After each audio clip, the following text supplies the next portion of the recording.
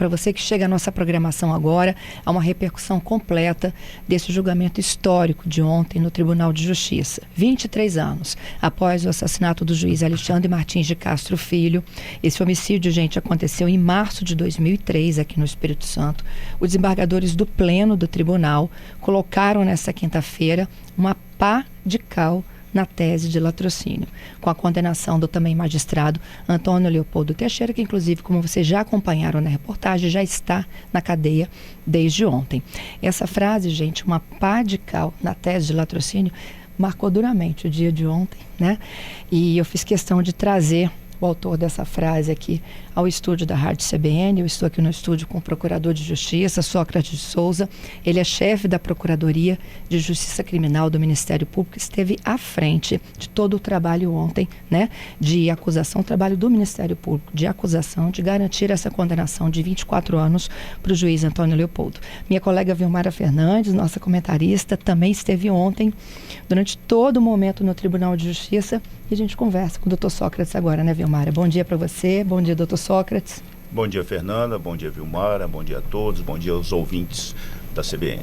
Bom dia a todos e vale lembrar também que o doutor Sócrates, lá no passado, quando começou esse processo, também esteve à frente, né, das investigações aí envolvendo,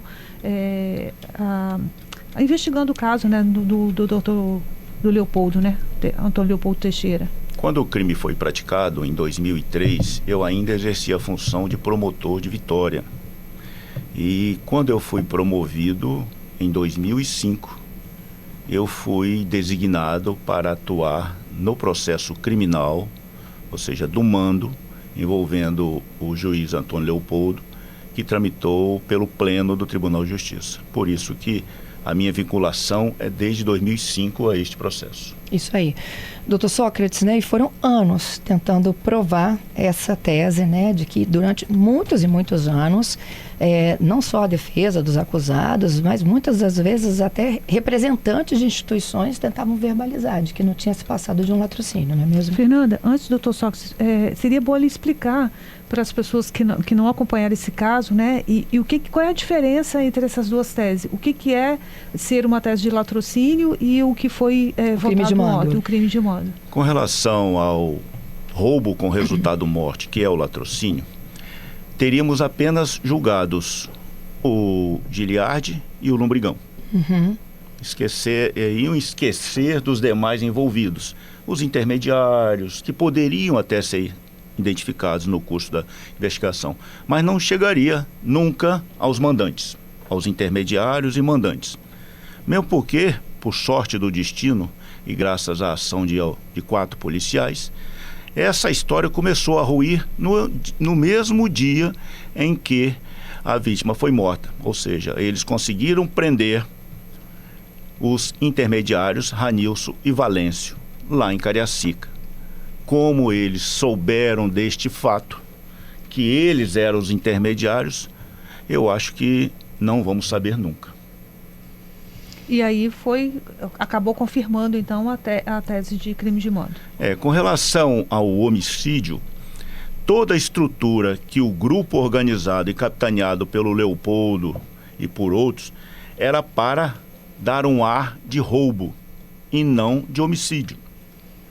Mas, na prática, a gente passa a analisar esse processo e caso sob uma outra ótica, né? Principalmente aquele último tiro disparado pelo Lombrigão contra a vítima. E aí tem, no caso, uma testemunha, também é do submundo do crime, que ela fala: quem vai roubar não dá tiro de misericórdia. Então, acho que encerra aí essa questão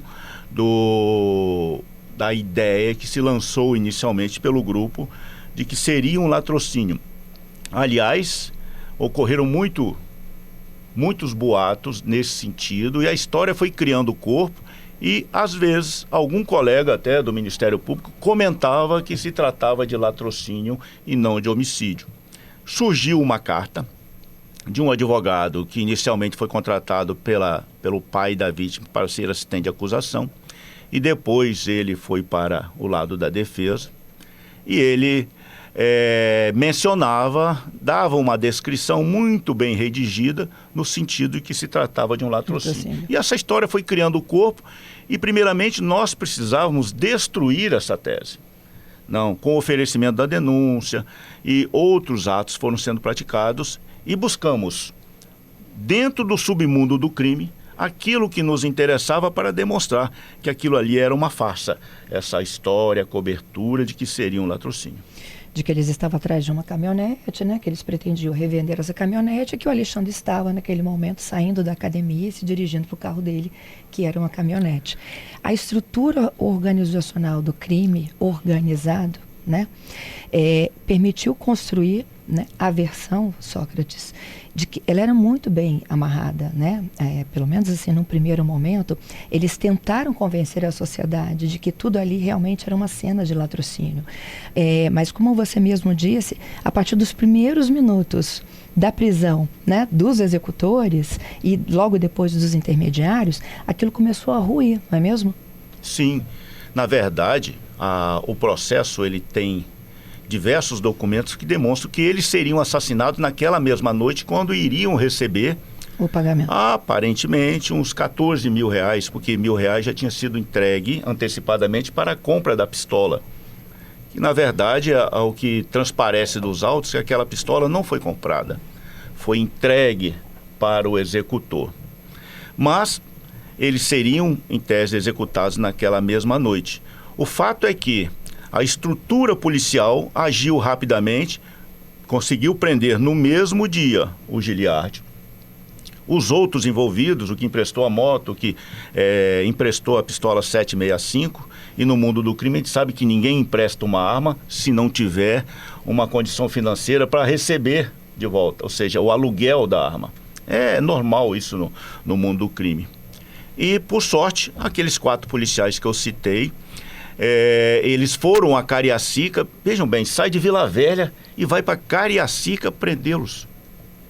É muita informação que nós não conseguimos transmitir isso para o processo, mas isso está muito claro a partir dos depoimentos daqueles 4 policiais e daquela situação inusitada que ocorreu no posto de gasolina, que não foi muito bem esclarecida ou não foi devidamente investigada para conclusão daquele processo. Mas tudo isso são fatos periféricos que nós preferimos afastar um pouco para focar exatamente de quais seriam os mandantes, os outros mandantes do crime. Porque ali naquele momento nós tínhamos um dos executores, porque o Lombrigão fugiu para Vitória, foi preso dias depois no morro aqui em Vitória.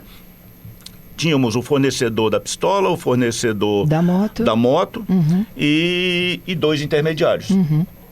E aí começaram a aparecer as ligações com os outros atores envolvidos nessa trama diabólica para matar o Alexandre Martins. Que eu imagino até que gerações mais, né, recentes não têm ideia de como que um magistrado e um coronel da Polícia Militar poderiam estar, né, encabeçando um esquema tão brutal como esse.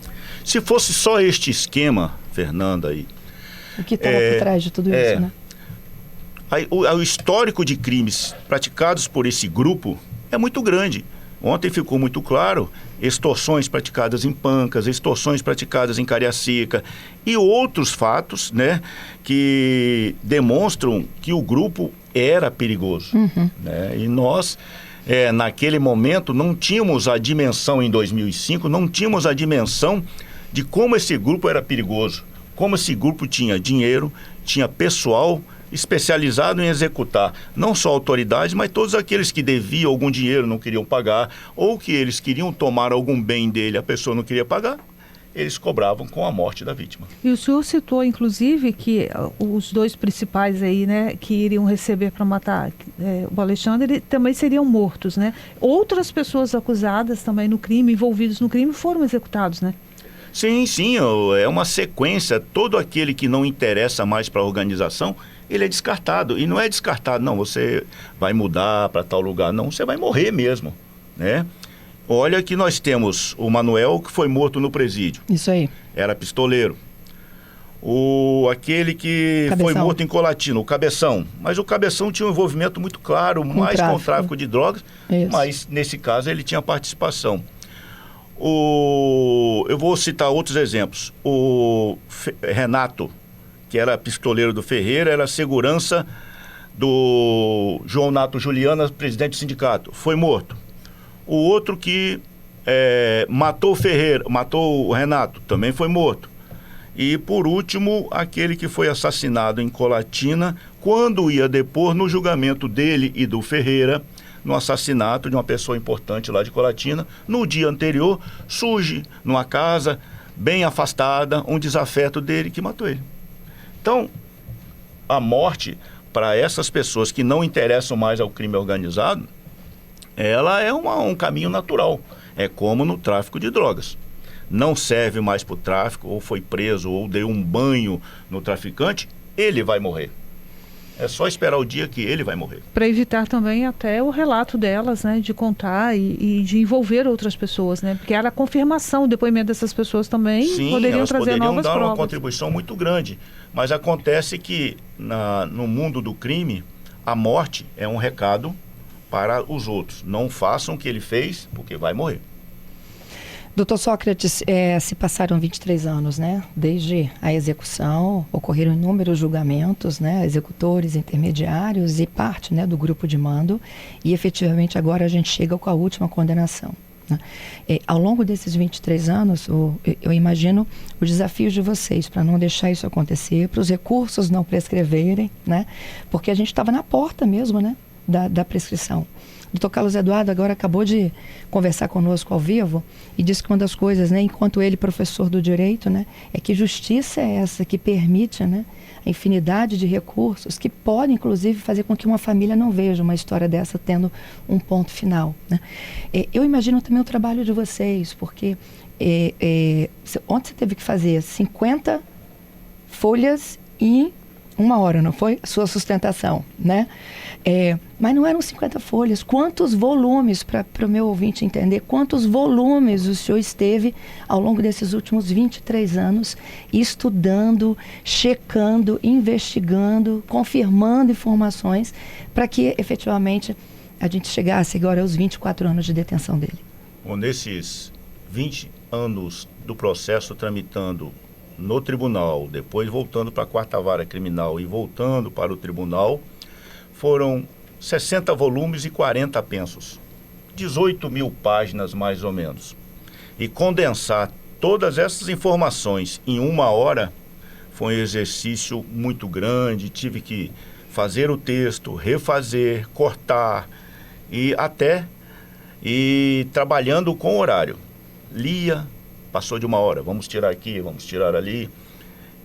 Eu não fiz sozinho, contei com a colaboração da doutora Andréa Rocha, que é subprocuradora de Justiça Judicial, do João Grimaldi, que é o promotor que trabalhou em todos os processos no júri de Vila Velha, e a assessora do procurador-geral, doutora Viviane Piotr. Então, com todo mundo trabalhando desse jeito, nós fomos compilando esse farto material e para chegar em 1 hora, né? Até gostaríamos que tivesse mais tempo para esclarecer ainda mais os desembargadores outros pontos que estão no entorno deste processo. Mas o tempo é regulado pelo regimento interno do tribunal e nós, membros do Ministério Público, temos que seguir a lei, né? A defesa é ampla, mas o nosso limite é a lei. Procurador, esses 24 anos, eles são suficientes para que ele pague o que ele cometeu? Se você imaginar que os outros receberam penas muito próximas, sendo ele um juiz e mandando matar um outro juiz, eu acho que a pena máxima seria o ideal. Mas o Ministério Público, em primeiro momento, nós não nos reunimos ainda para trocar ideia. Acho que esses 24 anos eles são suficientes para acalmar os nossos corações, mostrar para a sociedade que o trabalho foi bem feito. Ele poderia alcançar mais outras pessoas, mas nós estamos aí na iminência da prescrição em face da data do cometimento do crime. Então eu acho que tudo que foi produzido foi demonstrado por desembargadores e convenceu. Assim como nós, o Ministério Público, convenceu os 49 jurados dos outros julgamentos. Então, acho que há uma unanimidade ontem também, né? Uma simetria entre os jurados, que são do povo, com os jurados mais capacitados do Estado do Espírito Santo, que são os desembargadores, para analisar uma questão tão sensível, principalmente envolvendo um magistrado como mandante do assassinato de outro magistrado. É até importante você explicar para os nossos ouvintes, né, o porquê que quando uma pessoa mata uma outra, ela é julgada pelo cidadão, né, que faz parte desse corpo do júri. E ontem o julgamento era de desembargadores, eram membros do judiciário, diretamente ligados aí a uma decisão. Quando o cidadão comum mata alguém, ele é julgado pelo tribunal do júri do lugar onde ele matou, né? Se esta pessoa detém prerrogativa de função, ele é julgado no tribunal onde ele está vinculado. Uhum. Se eu cometer um crime, serei julgado no Tribunal de Justiça. Um juiz começou a ser julgado no Tribunal de Justiça. E aí eu peço perdão para abrir um parênteses para dizer por que o processo estava lá. Ele era um juiz atuante. Também tramitou um processo administrativo. Neste processo administrativo, ele foi condenado à aposentadoria compulsória, que eu chamo de pena prêmio, né? Com todas as vantagens e mais. Ele recorreu. Quando o desembargador relator, então o desembargador Sérgio Luiz Teixeira Gama, marcou o júri, né? Ele rapidamente desistiu do recurso. O processo transitou em julgado, ele passou a ser aposentado e naquela oportunidade o julgamento teria que ser deslocado para a Vila Velha e o processo foi remetido para a Vila Velha. Ou seja, lá ele foi instruído, mais uma vez, demorou, e eles interpuseram o recurso da decisão de pronúncia, que manda a pessoa para o julgamento no tribunal do júri. E o tribunal confirmou a pronúncia, eles recorreram para o Superior Tribunal de Justiça, tentando cancelar essa decisão de pronúncia, e também interpuseram um recurso extraordinário para o Supremo Tribunal Federal. Nesse vai e vem, foram 6 anos. Então, foram 6 anos que tudo ficou parado, né?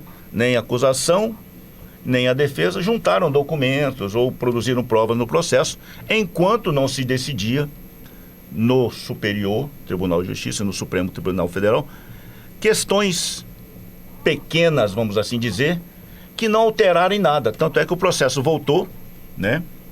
E aí entra um problema muito grande, esta insegurança jurídica que paira no Brasil. Uma hora decide de um jeito, outra hora decide de outro. Ah, meu entendimento agora mudou. Não, agora nós vamos sair por este caminho. E aí, o Supremo Tribunal Federal decidiu que aqueles que estavam no exercício da função quando do cometimento do crime teriam que ser julgados no órgão de origem. Então o processo saiu de Vila Velha, voltou para o Tribunal de Justiça, foi feita uma instrução pelo desembargador escolhido, o relator, e foi feito interrogatório, produzidas algumas provas e foi submetido a julgamento no pleno do Tribunal de Justiça, com todos os desembargadores aptos a votar. Alguns se declararam impedidos ou suspeitos e eles não constam no julgamento, tanto é que não proferiram votos. Próximos passos, né? A pergunta de hoje é na condição aí agora de condenado, né? Não mais juiz aposentado compulsoriamente e sem direito aos vencimentos e as condições aí previstas na lei da magistratura, ele ficaria preso no quartel do Comando Geral ou ele deveria seguir o rito de um preso comum e ir para uma penitenciária? É uma situação extremamente delicada. O quartel da Polícia Militar ou a sala de Estado-Maior do quartel da Polícia Militar nunca foi o lugar ideal para recolher preso. Nem o Antônio Leopoldo, quando esteve preso lá temporariamente, ficou no quartel. Ele ficava numa sala no ginásio de esportes e eu ia lá regularmente visitá-lo, né, até para conversar com ele sobre outros assuntos, tentar extrair dele alguma informação que pudesse ajudar o Ministério Público e ajudá-lo se fosse o caso.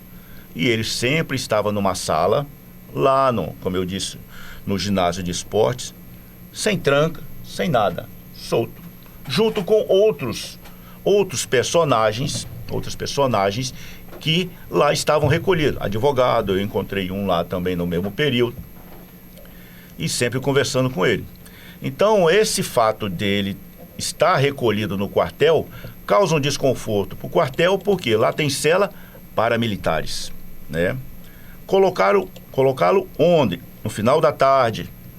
Então, eu acho que a medida temporária de colocá-lo lá, certo, mas a Secretaria de Justiça tem lugares específicos para este perfil de criminoso, mesmo que temporariamente.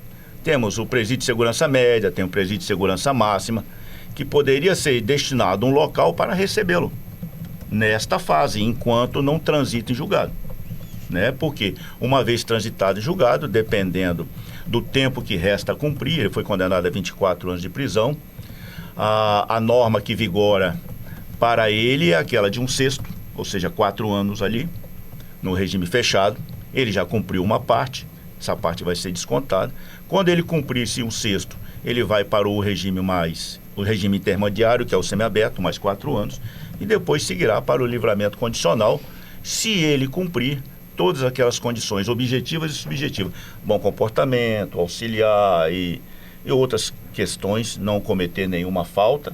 Então ele terá, pelo menos em tese, a progressão. Quanto tempo? 4 anos no fechado, mais 4 anos no semiaberto e depois o livramento condicional. É porque o senhor está se referindo à legislação anterior, né? Legislação anterior, porque com o cometimento de crime hediondo alterou significativamente essa fração, né? De pena. E uma decisão também, de certa forma, me preocupa, porque ele estando no quartel do Comando Geral, ele está ao lado de outro condenado pelo mesmo mando. Sem dúvida. E normalmente é um ambiente que não é o ideal para alguém cumprir pena, né? O quartel não deveria ter esse tipo de coisa. Todo condenado militar, civil, com prerrogativa de foro, seja lá o que for, tem que estar no sistema de justiça. Porque no sistema de justiça, o cumprimento da pena é fiscalizado. Lá no quartel não se sabe, né? Então, eu presumo que eles estão em celas, sem contato com os demais policiais, que estão livres, porque assim é como manda o sistema da Secretaria de Justiça, e não numa situação de possível anomalia no cumprimento de pena. A gente está até aguardando a confirmação por parte do Comando Geral, né? Mas a informação que a gente tem do próprio acompanhamento processual é de que Ferreira estava até então, né? Preso no mesmo lugar. São situações que, após o esclarecimento prestado pelo comando, não é recomendável que ele, em conluio com Ferreira, mandou matar um juiz e esteja no mesmo ambiente. Não é salutar para o sistema de justiça, né?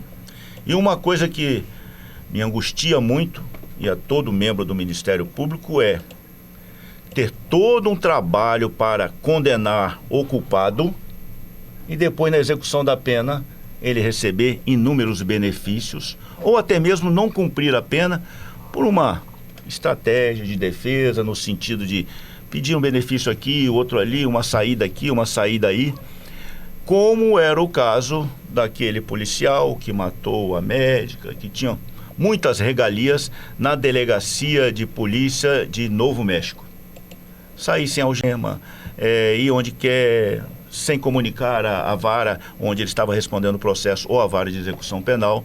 Ou seja, uma série de irregularidades que demonstram que não é recomendável que ele fique, no caso específico do Leopoldo, no quartel da Polícia Militar, neste momento. A audiência de custódia hoje à tarde? A informação que eu recebi agora pela manhã é que a audiência de custódia é às 15 horas e eu irei participar.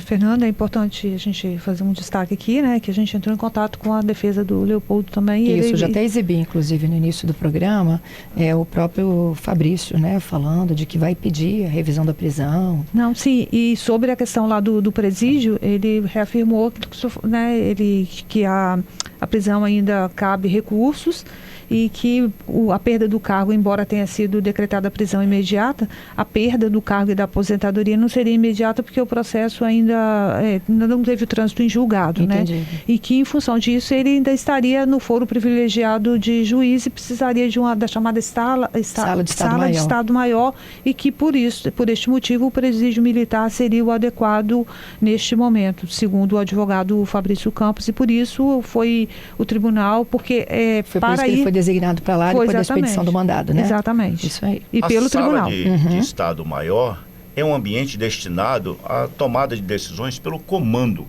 junto com os coronéis de último grau de carreira, que chama de coronel full.